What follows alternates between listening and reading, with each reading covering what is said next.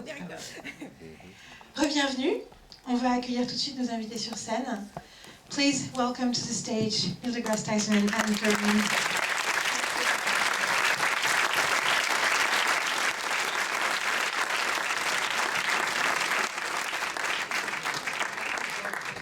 I think it's fine.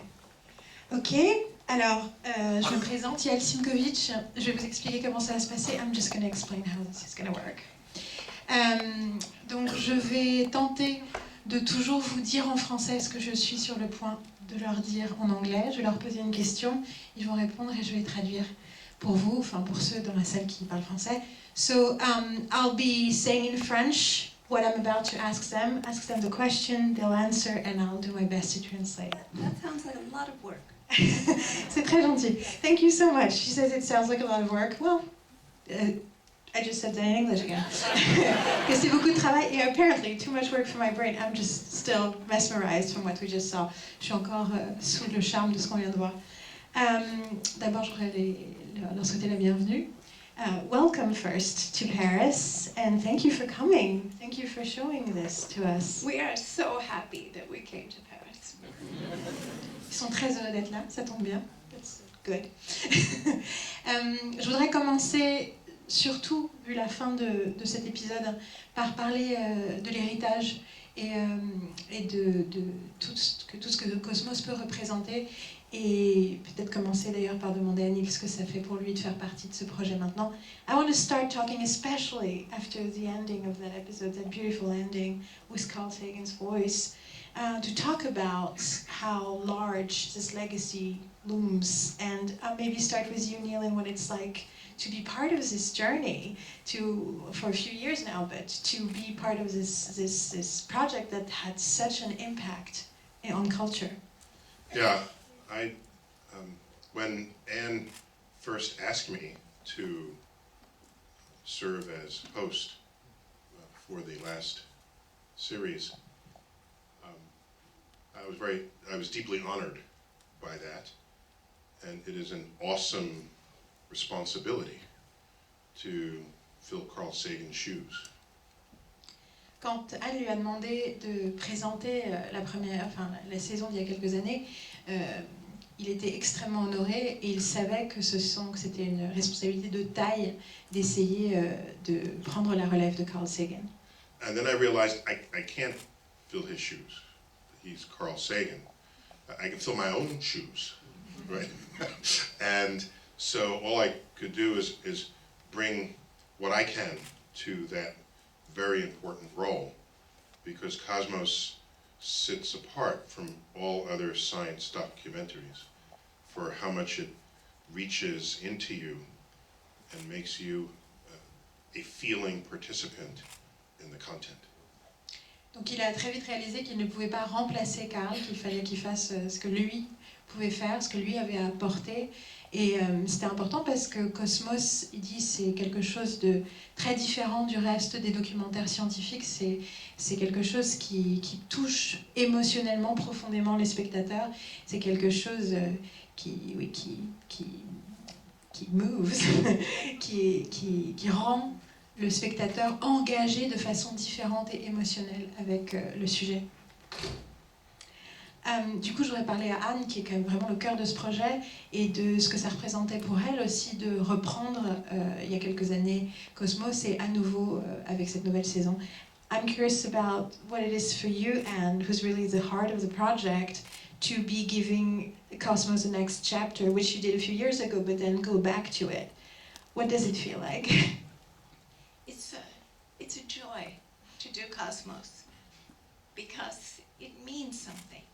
And I found with Neil and the other 935 people who worked on this show that all of us were committed to doing something of significance, empowering the public with this information, but also conveying the power of science and what happens when it matters what's true. You can't lie your way to Mars. If one of the 100,000 people working on the project fudges something, then the mission will go horribly astray. And so, in my view, as we face this unprecedented challenge of climate change, a little taste of it that we felt the last few days, it's clear that what we need more than anything is to face the reality squarely and not to lie to each other and not to lie to ourselves. And that's what science does. C'est une joie pour elle de faire Cosmos, de continuer à faire Cosmos, parce que c'est quelque chose d'important. C'est quelque chose d'important parce que déjà, ce qu'a fait l'ancien Cosmos et que fait ce Cosmos, c'est que ça donne du pouvoir et de la marge de manœuvre aux gens. Ça leur donne le pouvoir d'agir avec des informations solides et précises. Mais aussi, ça montre ce que la science peut faire. Et c'est quelque chose, elle pense, de très important maintenant, de montrer ce que la vérité, le rôle que la vérité peut jouer. Qu'est-ce qui se passe quand on est dans un cadre où on ne peut pas dire n'importe quoi? Elle dit on ne peut pas mentir en allant sur Mars, c'est pas possible. Si quelqu'un dans les 100 000 personnes qui travaillent sur le projet pour aller sur Mars fait une erreur, et ben du coup ça ne marchera pas, la mission n'aura pas de succès. Et elle pense que dans cette période où on fait face à quelque chose d'énorme comme challenge qui est le changement climatique, c'est important de regarder la réalité en face et de ne pas se mentir. Et donc c'est une façon de démontrer la force de la vérité et de la réalité dans la science. Et elle dit que pour elle et les 935 personnes qui étaient dans la création de Cosmos, ce sont des choses qui étaient importantes pour chacun d'entre eux. Merci. Ok.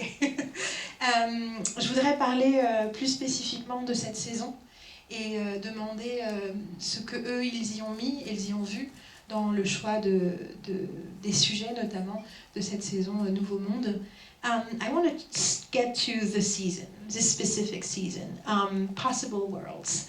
Very enticing title, but I'm curious about the process and basically what kind of narrative you were trying to build or you thought of in picking out the different topics and the different structure. What did you want, coming back to Cosmos again one more time, what did you want this season to be about?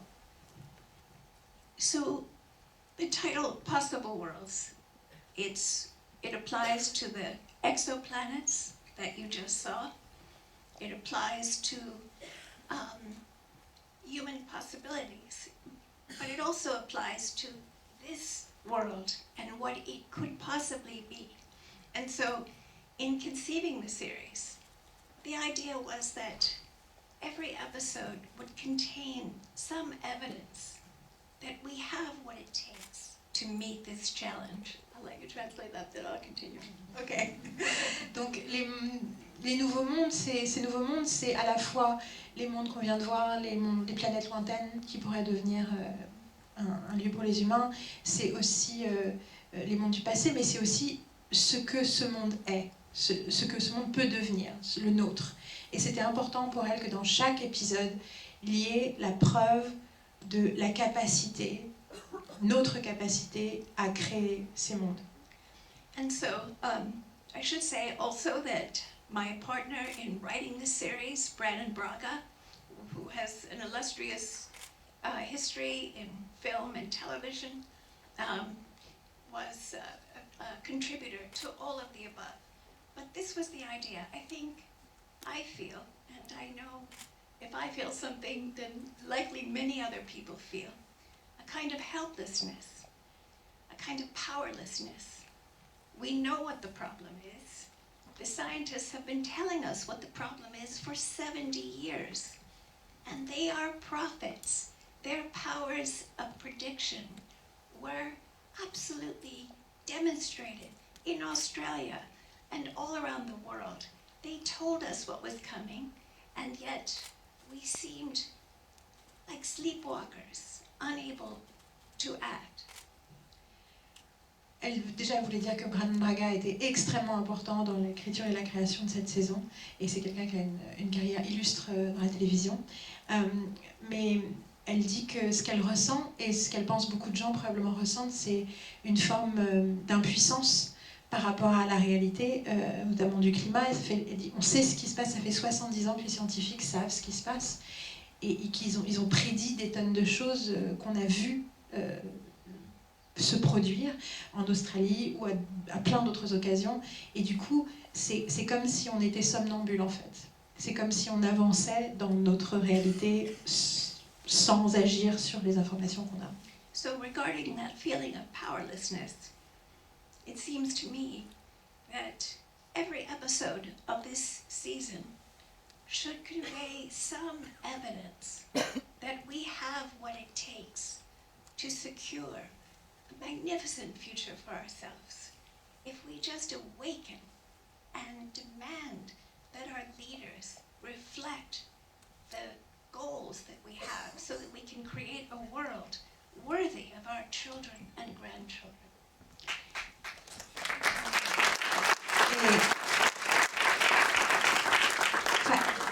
Face à cette impuissance, elle trouvait ça important de montrer à chaque fois, de démontrer dans chaque épisode qu'on avait ce qu'il fallait, qu'on était capable, qu'on avait le pouvoir de créer un meilleur monde et de demander de meilleurs leaders et de faire en sorte que le monde soit meilleur pour nos enfants et nos petits-enfants. Please. Please. I just want to add, I'm going to say what Anne said, but slightly differently. Cosmos, at its best, is not only a source of information, but it's a source of inspiration and, most importantly, motivation.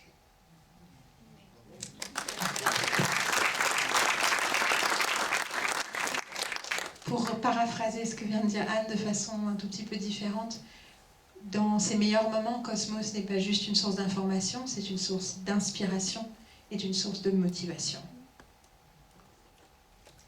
And then I just finally want to add that this knowledge, it belongs to all of us.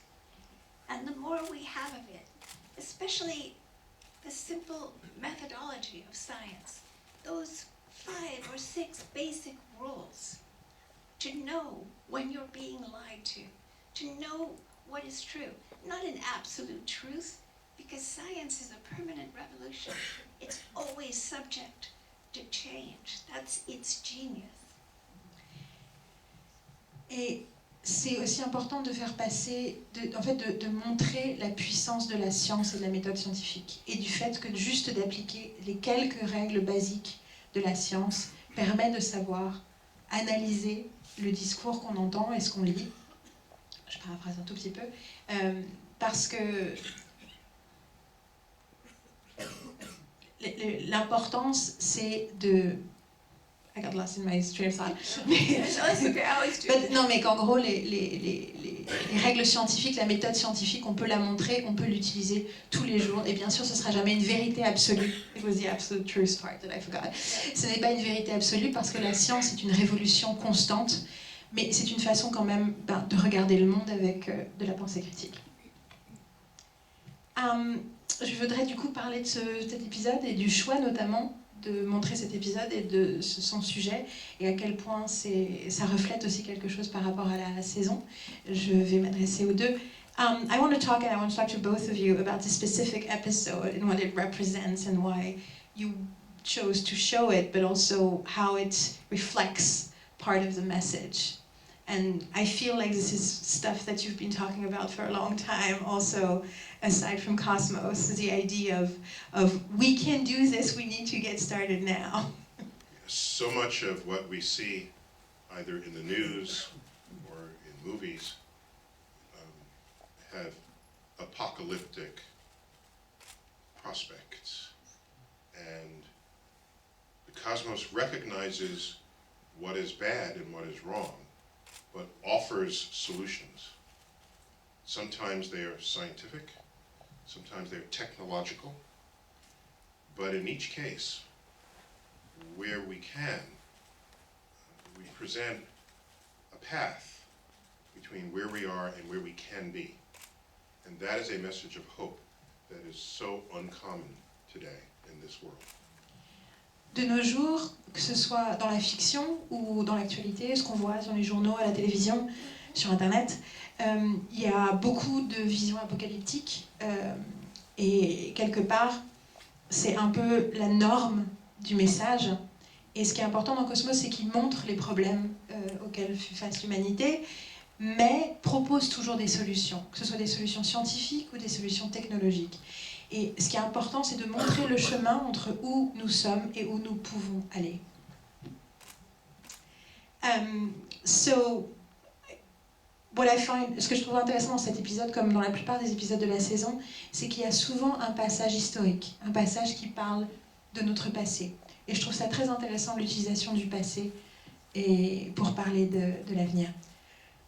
What I found in this episode is very present, but it's actually in most, which is the use of history, of talking about our past to show things and think the future. Can you talk a little bit about those choices and what it feels like to explore this part of humanity that is maybe not as known? Well, for one thing, we have what it takes. And the reason I believe this is true is because of the struggles, the genius, the ingenuity, and of our ancestors. We humans have had our backs to the wall before. We have been in situations that were dangerous and hostile, and yet somehow our species has managed to endure. The history of life on this planet is 4 billion years old. Think of the tenacity and the strength that life must have to have survived 5 of the 6 mass extinction events in life's history. La première leçon qu'elle a déjà dit tout à l'heure, c'est nous avons la capacité de surmonter ce qui nous arrive. Des tonnes, l'histoire nous a montré, nous avons 4 milliards d'années d'histoire, nous a montré la ténacité, la force et la capacité. Et c'est important de savoir que les humains, à plein de moments de l'histoire, ont été acculés et quand même ont réussi à trouver des solutions. Elle dit nous avons survécu à 5 des 6 événements d'extinction massive. So the human enterprise all over this planet has managed to endure. And so I look to history, first of all, in awe of the ingenuity of our ancestors and their inventiveness, their intelligence, their strength. And I see in that what we have, but we don't feel that. Because I think human self-esteem has rarely been lower than it is at this moment, and for good reason. Ce qu'on voit dans ce passé, c'est l'inventivité, c'est la créativité, c'est l'intelligence humaine. Et c'est une source d'espoir. Et c'est une source d'espoir nécessaire, ce dont parlait tout à l'heure Neil aussi. Et c'est quelque chose qu'on ne ressent pas aujourd'hui. C'est comme si on avait, une estime de nous. La race humaine a une estime de soi extrêmement basse, probablement la plus basse dans l'histoire, et pour de bonnes raisons.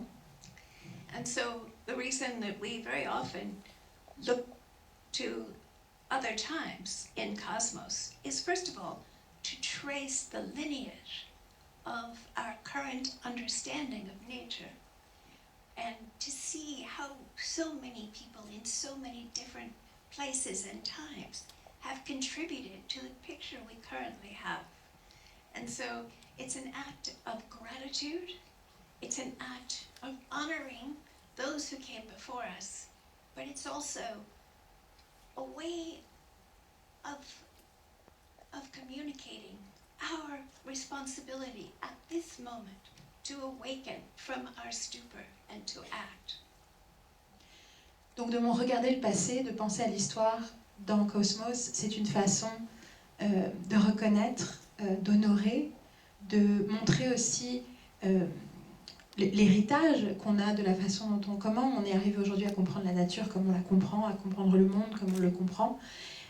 Mais c'est aussi, au-delà de l'hommage au passé, c'est aussi une façon de réveiller le présent, de nous réveiller pour qu'on puisse agir. Part of the value of telling the history is you can become motivated by learning what ancient peoples did with the little they had. this was directly expressed here with the Polynesian wayfinders. Just you stand on the shores of an island in the middle of the Pacific and see if you make it to another island. You just try that. No, we will all die. Speak for yourself, I'm not getting No, we will all die. So the fact that they did set sail against unknown odds and not only survived, but thrived.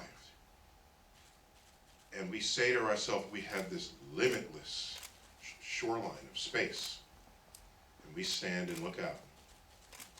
And are we not as brave as they at a time of need or in a time of want to take such a voyage?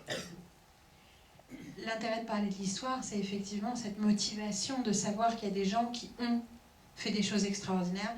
Et spécifiquement dans cet épisode, avec les voyageurs de la Polynésie, on a dit un exemple incroyable. Si l'un d'entre vous allait sur la rive et regardait l'eau et décidait de partir, on aurait peur de tous mourir, mais ils l'ont réussi à le faire, ils ont réussi à le faire, et pas seulement à survivre, mais à s'épanouir, et donc c'est possible. Et finalement, est-ce que nous, on n'a pas le même courage alors qu'on est sur les rives de notre océan cosmique? Maintenant, j'ai une question justement par rapport à tout cet imaginaire qui existe dans Cosmos, et notamment toutes les choses qui sont rendues réelles grâce à l'image, mais qui ne sont pas tangibles. Et ce que c'est pour Neil spécifiquement de devoir mettre en scène ça dans, j'imagine, souvent des lieux qui ne sont pas les lieux qu'on voit à l'écran. I'm curious in something specific about production. So much of Cosmos is things we can't see with the naked eye, places from the past, places that are very small, that are very large, but you usually stand in them. And I am very curious about what it feels like to be talking in a space that is clearly not what we're seeing, and how you bring up that wonder in your eyes, and even though you're probably in front of a green screen. So I'm an astrophysicist. There are some scenes that involve activities or phenomena that do not derive from my expertise. En tant qu'astrophysicien, il y a bien entendu des choses dans Cosmos qui ne font pas partie de son expertise. So I can imagine the astrophysics phenomenon easily. I remember standing at the front of the ship and I'm looking out, and it's a green screen, and the visual effects supervisor points his laser to a spot and says, "A star just exploded there. React to that." Donc il se souvient du moment où il était debout face à un écran vert et où le directeur des effets spéciaux lui montre un point et lui dit, alors voilà, là il y a une étoile qui vient d'exploser, réagis pour la caméra. So I can do that because I think about the universe all the time, as well as exploding stars. But for other phenomena, worms, insects, other cultures, their scenes, I'm relying on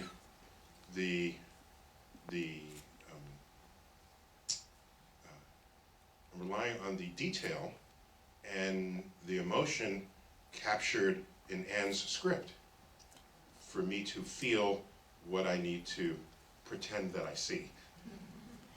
Mais en ce qui concerne, donc là effectivement c'est pas un problème pour lui quand c'est une étoile qui explose, parce qu'il passe son temps à penser à l'univers et aux étoiles qui explosent. Par contre, quand il s'agit d'insectes, de vers de terre, de cultures qu'il ne connaît pas, de lieux où il ne peut pas être, en fait, il se base sur l'émotion que transmet le texte de Anne. Et il se base sur ce que ça l'inspire pour pouvoir faire semblant d'être dans ces lieux. And may I say that I think Neil's performance in the second season of Cosmos was brilliant, but I think his performance in this third season far surpasses what he did in the second season, and I can say I have to agree. and I have to say that sitting on set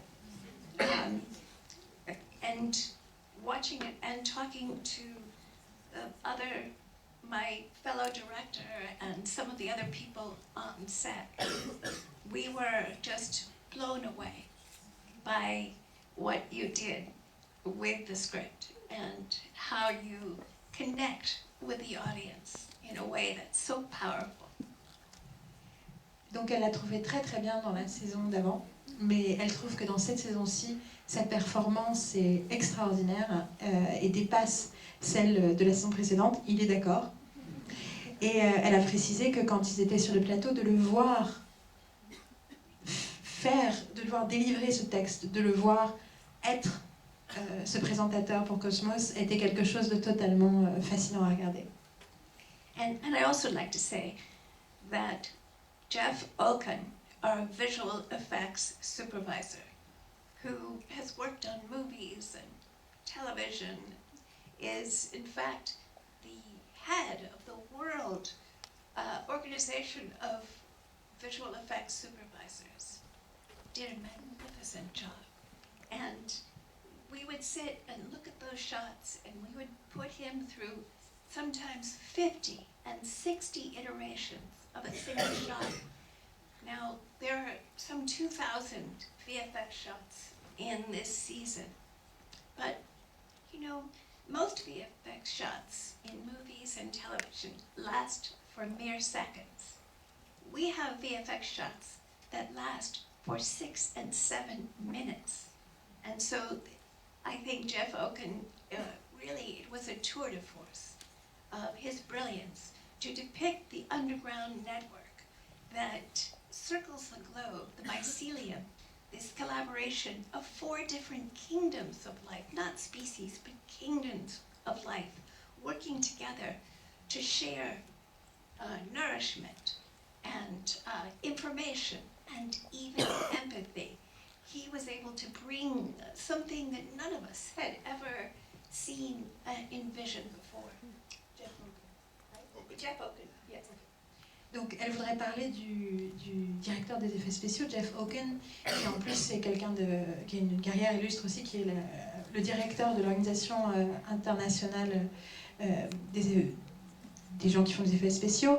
Et elle dit qu'il a fait un travail extraordinaire et qu'il y a 2000 effets spéciaux à peu près dans Cosmos et qu'en plus déjà il a accepté de continuellement reprendre les choses parfois 50 fois pour un seul plan, mais surtout dans la plupart de ce qu'on voit quand les effets spéciaux existent au cinéma ou ailleurs, généralement c'est quelques secondes un effet. Là il y a des effets spéciaux qui durent pendant des minutes entières, 6-7 minutes, et il a fait des choses extraordinaires, surtout en donnant corps à des choses qu'on n'a jamais vues. Par exemple, tout le réseau souterrain, et de montrer ces royaumes de vie qui arrivent à communiquer ensemble et qui partagent de la nourriture, qui ont jusqu'à partager l'empathie, enfin des choses qu'on ne saurait pas concevoir, et il a réussi à leur donner corps. Yes. And then one other person I feel must be singled out, and that's Carl Walter Lindenlaub, our cinematographer.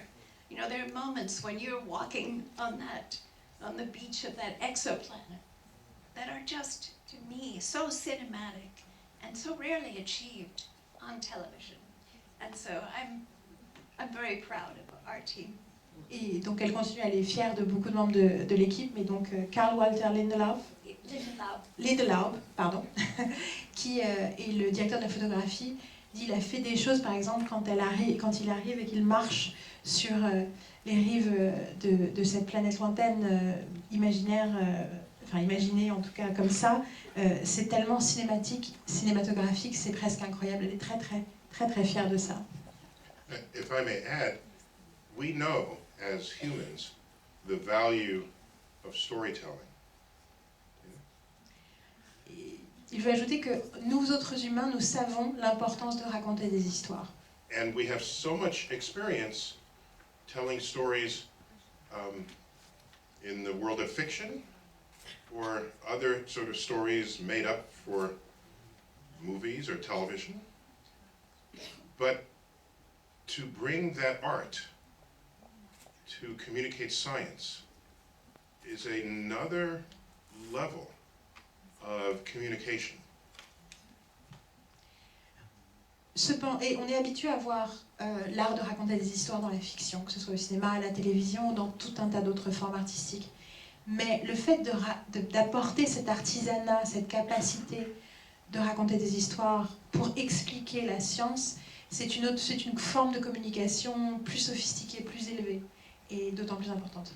And so Cosmos, because of its legacy, has attracted some of the greatest talent that has ever been brought to bear in storytelling.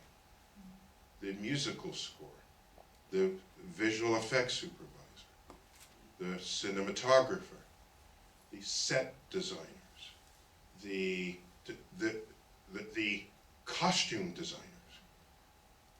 All of them have told stories before and now have come together to help science tell a story. Et grâce à l'héritage de Cosmos, il y a des gens d'un talent incroyable qui se sont réunis pour faire cette saison, et que ce soit le directeur des effets spéciaux, que ce soit le directeur de la photographie, que ce soit les directeurs artistiques, que ce soit le compositeur de la musique. Et l'idée, c'est que ce sont des gens qui ont fait qui ont fait de leur vie le métier de raconter des histoires, et ils apportent ce talent et cet artisanat au service de la science. My suit for this was designed and fitted by the costume designer for Marvel, the Black Panther. Okay? Donc la costumière donc ce qui a fait son costume, c'est Ruth Carter, qui a gagné un Oscar d'ailleurs pour Black Panther. Donc c'est juste la costumière de Black Panther qui a fait ses costumes. Yes. And just one more point on the VFX, on the visual effects. And that is our capability to simulate reality has never been greater. But what is it mostly used for? To blow things up. It's rarely used to convey the wonder of the revelations of modern science. And so to have the budget as a producer to be able to do that, I really want to thank Hélène and National Geographic and Fox, because if it wasn't for their commitment, before I was able to produce the second season of Cosmos, it took, I think, 6 years, going from network to network, and seeing I wanted to do Cosmos. Every network said, oh great, we want to do Cosmos too. And I said, but I need to have complete creative control, and I need a budget that will make it cinematic and transporting. And no one would do that until Seth MacFarlane brought me to Fox and to National Geographic, and they said yes. And that's why we were able to do season 2, and now this even more lavish season 3. Ce qu'elle voulait préciser aussi sur les effets spéciaux, c'est qu'on n'a jamais aussi bien pu simuler la réalité qu'aujourd'hui, mais la plupart du temps c'est utilisé pour faire exploser des trucs, et que c'est très rarement utilisé pour partager l'émerveillement des découvertes de la science moderne, et que c'était vraiment incroyable en tant que productrice d'avoir le budget pour être en mesure de le faire, et que pendant des années, avant de la création de la version de la saison précédente, elle a mis 6 ans à aller de chaîne en chaîne et à chercher. Du coup, elle voulait remercier Hélène de la Walt Disney Company et National Geographic pour le fait que sans avoir...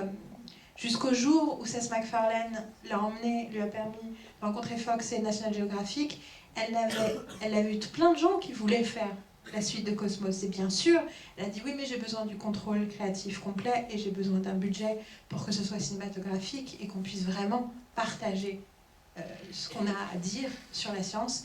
Et à chaque fois, c'est un an. Et donc, elle est vraiment extrêmement redevable du financement et de la production qui a permis de créer la saison précédente et cette saison-ci. Yes.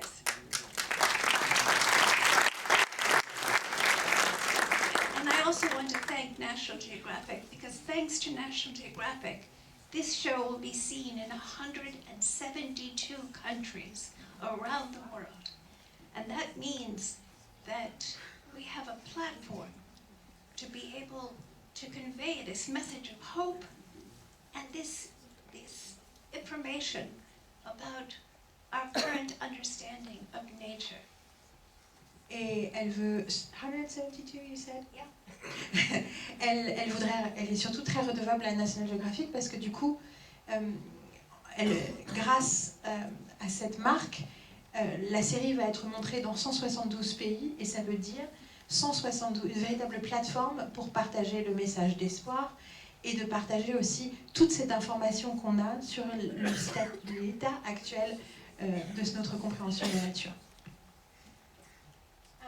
Du coup, je voudrais parler un peu, vu qu'on a parlé de la production, je voudrais parler de l'héritage de cette saison et peut-être de ce qu'ils espèrent faire passer comme message au-delà de ce qu'ils ont déjà exprimé et de peut-être quel type de public ils espèrent toucher.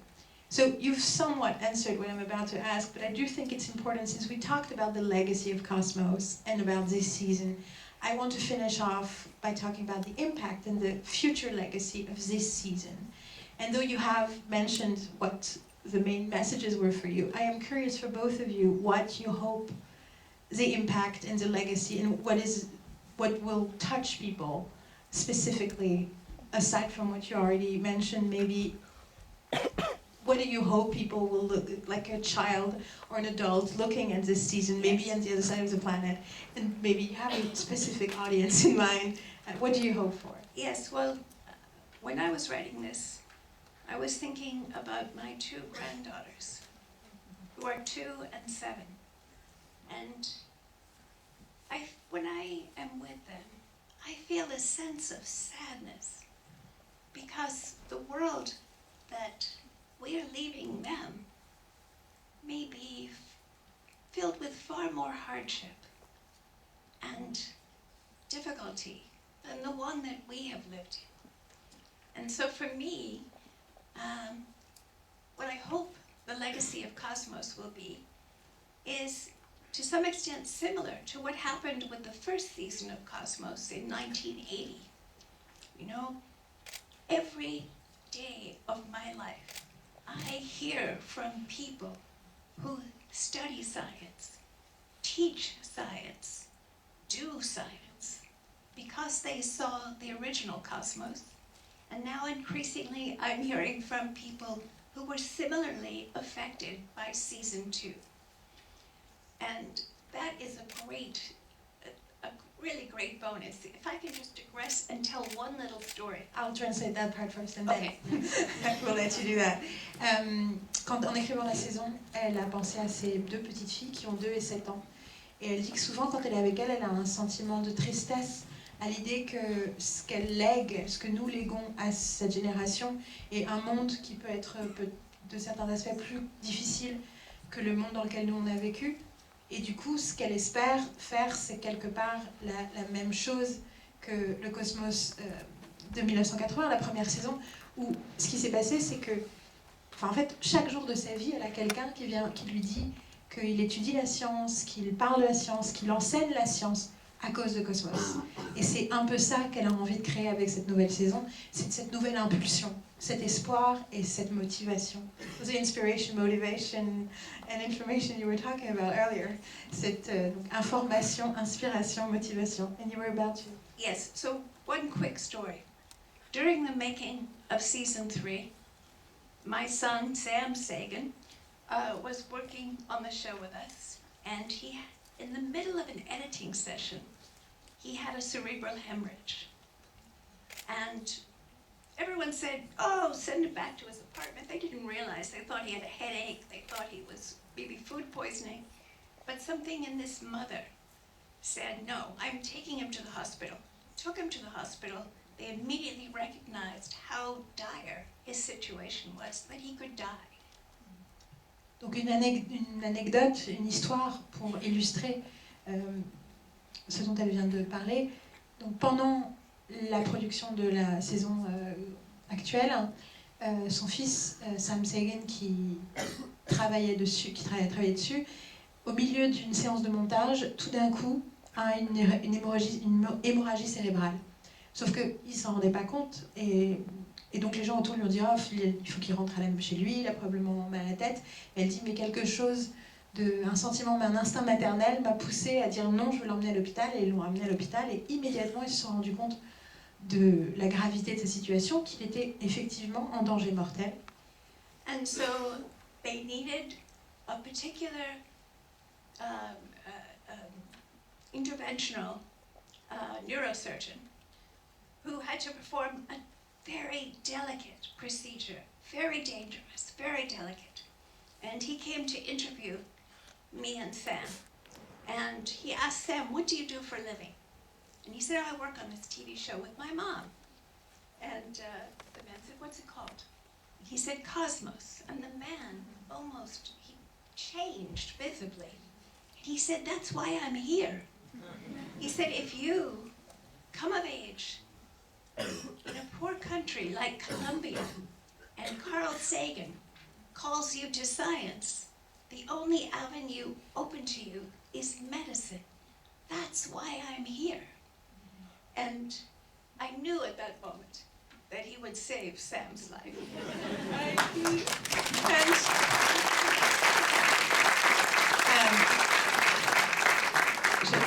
I'm going to make it short because they clearly understood everything.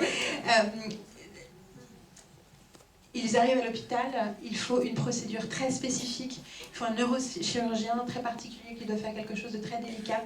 Ils vont dans son bureau pour lui parler, de la situation.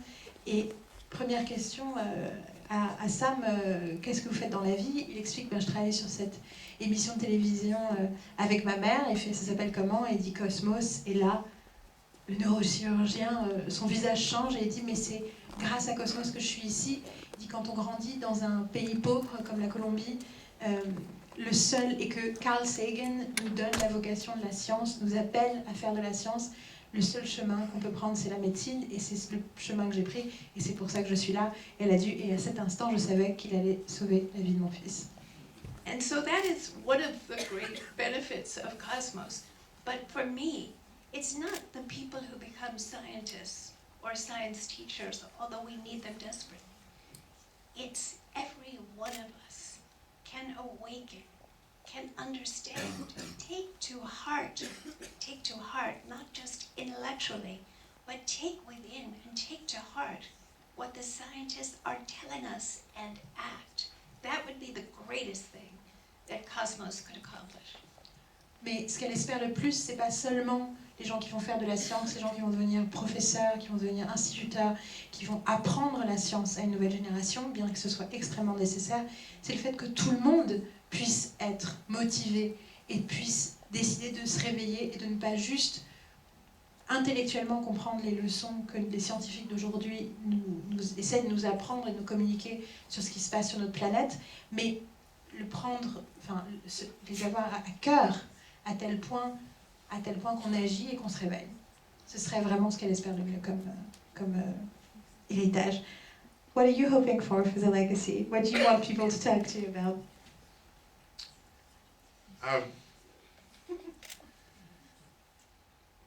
I remembered when the 13th episode, the final episode, was completed. I just remember what I felt. It was so hopeful for a future. It imagines a World's Fair that is set in the future and yet thinks about its future. Something similar to that occurred in the Paris Expo 1886, perhaps? It was a few, but one The example. one where they left the Eiffel Tower standing. 89. Or 89. Because it was the 100th. The 100th anniversary. Yeah. So these expos, such as the World's Fairs, give visitors a hope for what role technology and science can play in the future of civilization. And when I saw that 13th episode and finished filming it, I said to myself, there is hope for humanity. That's...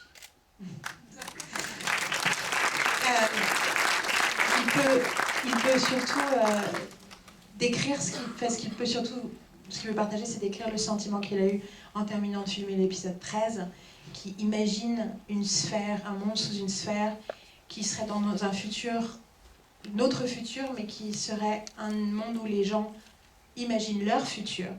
Et il dit c'est un peu ce qui se passait avec les expositions universelles, c'est un peu ce qui s'est passé à Paris, avec la fameuse exposition universelle où la Tour Eiffel est restée, et plein d'autres expositions universelles. Cette idée d'imaginer le futur et de du coup donner le pouvoir aux gens d'espérer. Et il dit, j'ai terminé cette saison en me disant, il y a de l'espoir pour l'humanité. I think we're almost done. J'ai peut-être le temps pour une question du public. I may have a question for one person in the audience. Deux questions. So we're going to open for 2 questions. Hello? Go ahead. Hi, I'm Bruno. It's very nice to meet you, sir. My question is about the monetization of asteroid mining. Today we're looking at asteroid mining only with capitalistic intentions. So we would be going to space and only bringing back minerals for which there are existing markets on Earth, such as iron, gold, etc. In the infinite resourcefulness of space, there are probably other materials that don't exist on Earth that could probably help us in solving very hard problems. So it's basically a 2-part question.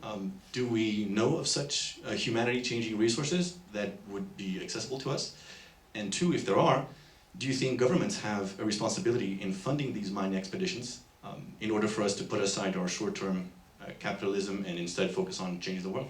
I'd love to know your thoughts. I'm going to try to translate that really quickly. C'est en gros sur la commercialisation de l'exploitation minière des astéroïdes, qui pour l'instant est focalisée sur les choses dont on a besoin sur Terre mais qu'on utilise déjà et pour lesquelles il y a un marché. Et il se pose la question de ce que Neil pense des possibilités d'autres substances. Est-ce qu'on sait qu'elles existent, des matières, des choses qu'on pourrait extraire qui pourraient nous aider à résoudre d'autres problèmes, et jusqu'à quel point c'est aussi la responsabilité des gouvernements de financer cette exploration. Right? Okay. What she said, yes, that's what you... It is likely that if asteroid mining becomes an industry, it will primarily serve other activities in space rather than bringing those resources back to Earth. It's costly to bring things back to Earth, and much less costly to move them from one place to another in space.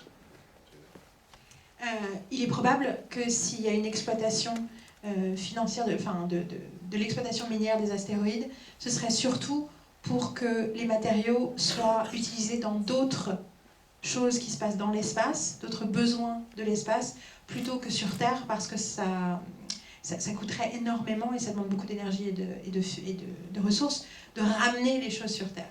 Donc ce serait probablement plus simple de les déplacer d'un endroit à l'autre de l'espace. There are asteroids with more gold in them than have ever been mined on Earth. Il y a des astéroïdes qui ont plus d'or que tout ce qui a jamais été exploité sur Terre dans les mines d'or. Bring that back to Earth, what happens to the price of gold? Si on ramenait ça sur Terre, le prix de l'or changerait.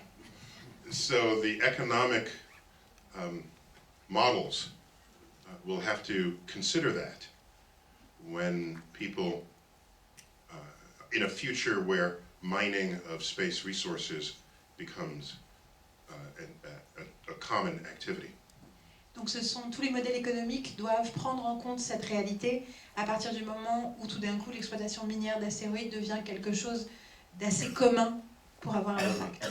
I don't think people in this room, certainly not in the United States, would complain about a company making profits if they're the ones who invested in a resource to obtain them. I think the problem comes about when there is sort of excess greed, where your greed interferes with the benefit of civilization. And we don't quite, as hinted in this episode, as stated in other episodes, the system is not quite set up yet in the world to prevent that. And so, as in the words of Carl Sagan in the end, whoever does colonize the galaxy will have slightly more of what we do well and slightly less of what we do badly. And so we may not be ready for that. It would be sad if that were the case. But with Cosmos, I'm not sad, I'm happy. Donc, rewinding. Ce qui est sûr, c'est que l'idée, c'est pas d'être anticapitaliste au point de trouver ça problématique que quelqu'un qui fasse un investissement ait un profit raisonnable. Le problème, c'est quand on tombe dans l'avarice. C'est quand on tombe dans l'appât du gain, quand tout d'un coup, la logique capitaliste mercantile va à l'encontre du bien de l'humanité et de la civilisation. Et il dit, en gros, nous ne sommes clairement dans ce monde pas encore capables d'avoir créé un système qui empêche ça d'arriver. Et ce que dit Carl Sagan, c'est justement qu'une civilisation qui sera en mesure de peupler d'autres planètes et de rentrer dans un système comme ça sera une civilisation qui devra être un peu meilleure, qui devra faire un peu plus de ce qu'on fait bien et un peu moins de ce qu'on fait mal. Donc peut-être que nous ne sommes pas prêts. Mais en même temps, c'est une pensée un peu triste. Et dans Cosmos, il n'est pas triste, il est heureux. May I just add one thing to Please. that? And that is, I think the challenge to our civilization now is for us to understand that the things we need to live, our oceans, our fresh water, our air, our climate, are worth more than gold.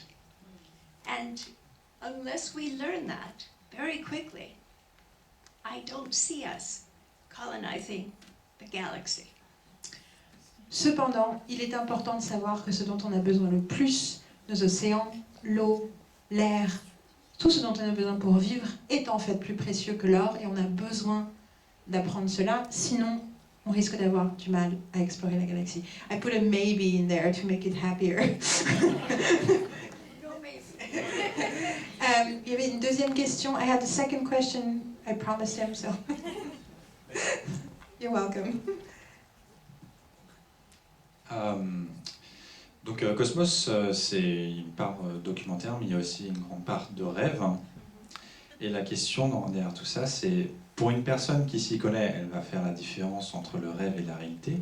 Mais pour une personne qui ne connaît absolument rien à ce sujet-là, comment avez-vous fait en sorte pour que ce soit pas, bien interprété? Et est-ce que en fait vous n'avez pas à la fin peur que ça puisse être mal interprété? Et je prends l'exemple les exoplanètes qu'on avait sur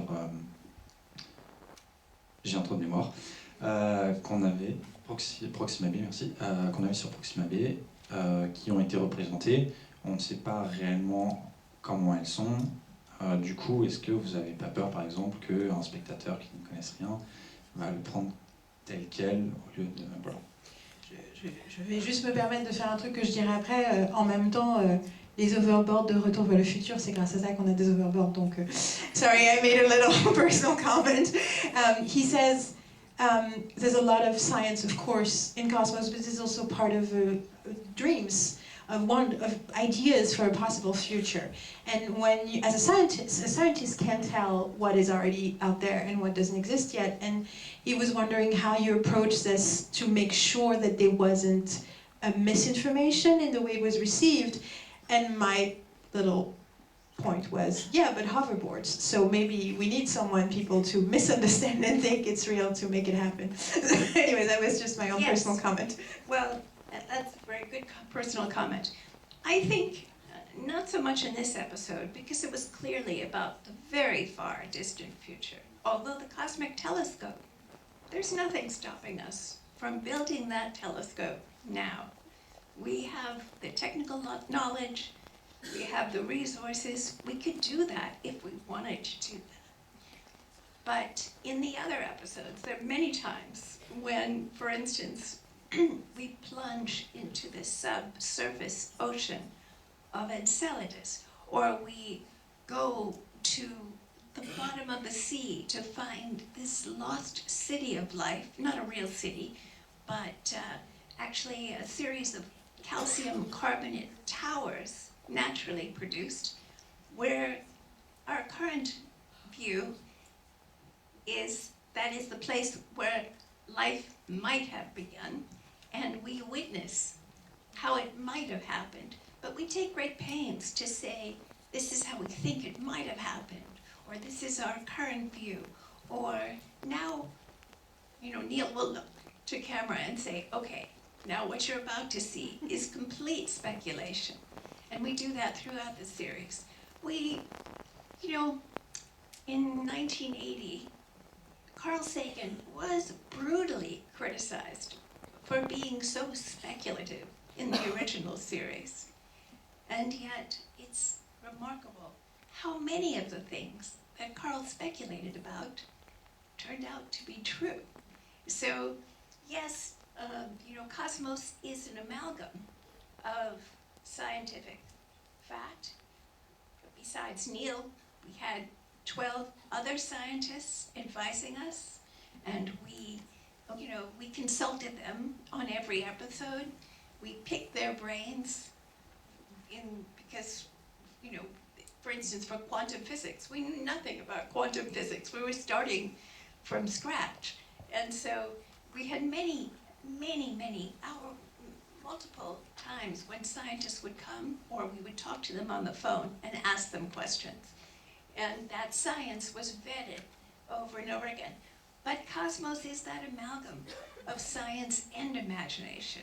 The imagination never conflicts with the laws of science, but it builds on what we know to imagine what could be. Donc, spécifiquement, bien sûr, il y a des moments qui ne sont pas, où ce sont où c'est une imagination, une hypothèse. Cependant, ils essayent à tout le moment de la série de préciser quand on entre dans quelque chose de spéculatif, quand on entre dans quelque chose qui n'est pas sûr, quand on entre dans une théorie. Je pense que ce qui est important d'affirmer, c'est que la première saison de 1980 a été extrêmement critiquée parce qu'il y avait trop de spéculation dedans. Avec le recul, on se rend compte qu'il y a beaucoup de choses qui finalement se sont avérées réelles. Effectivement, c'est un amalgame, Cosmos. C'est de l'imagination, c'est pas seulement du rêve, c'est de l'imagination et de la science. Et le côté scientifique est pris très au sérieux. En plus de Neil, il y a 12 scientifiques qui étaient des consultants, à qui ils ont parlé pendant des heures sur des sujets comme par exemple la physique quantique où ils ne savaient rien. Et ils ont vérifié et revérifié, c'est important. Et en même temps, cette part d'imagination, en fait, cette part de rêve, fait partie aussi de la formule. Je suis désolée, il va falloir qu'on s'arrête. Et l'émission est juste après. We want to go. Thank you so much for all of this. And thank you so much. Well, a quick point. If you did not know, the scene with Carl Sagan as a child, drawing on the ground, the mother of Carl Sagan is her daughter. Ah. Dans la scène avec Carl Sagan en enfant, la mère est jouée par sa fille. Dernière information avant la soirée. Merci beaucoup de votre attention.